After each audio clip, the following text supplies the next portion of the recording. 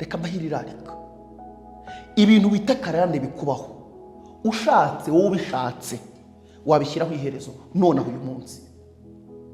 Wowe uramutse uhisemo kwizera Imana nk'uko Yosefu yabihisemo.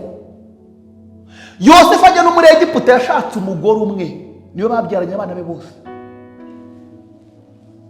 Ubishatse wasuzuma neza imico y'umuryango ukomokamo, iyo ababyeyi bakubyaye wowe ukabigaya nk'uko babivuze muri Ezekiyeli 18 byose mungiye gusoresha.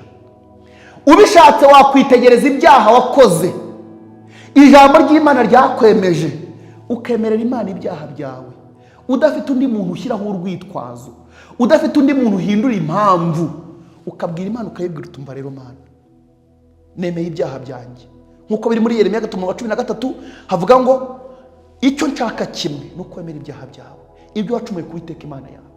Ukabwira Imana ukayibwira utumva ariko rero nzi neza yuko Yesu yaje gukiza abanyabyaha, uti kandi muri bo nijye w'imbere nkuko Paulo yabyandikiye Timoteyo. Maze ubwira Imana utumva rero Mana mbabarira ibyaha byanjye, kandi umugisha w'abantu bihannye. Imana icyari umuvumo wawe izakiguhinduramo umugisha. Imana ni nziza cyane ku buryo bitubwira kandi ni nyabubasha ku buryo ijambo ry'Uwiteka ritubwira ko Imana yategetse umucyo kuva uturutse mu mwijima. Iyo Mana yakoze ibyo bintu ibasha gufata umuvumo ufite uyu munsi nuramuka wemeye kuyizera no kwihana ikawuguhinduramo umugisha. Imana rero ni umuntu w'uburanga nka Adamu imuvanye mu mukungugu wo hasi. Nuramuka uyizeye iyi Mana iraza guhindura imibereho yawe. Amateka y'ukuntu abantu bari bakuzi baraza kukumenya ukundi kuntu.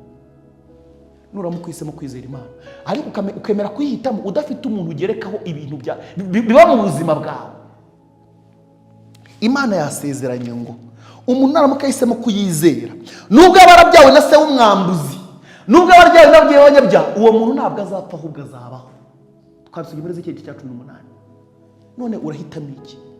Urahitamo gukomeza kwizera ibyo bintu ngo bya karande, ukomeze kubigira impamvu uhora utanga nk'urwitwazo rw'impamvu uri mu bibazo, cyangwa urahitamo kwizera Imana maze ushyira iherezo kuri ibyo bintu kuko impamvu ibyo bintu bikubaho nk'uko byabaye ku babyeyi bawe nuko wakoze amahitamo ameze nk'ayo nabo bari barakoze yo kugomera Imana.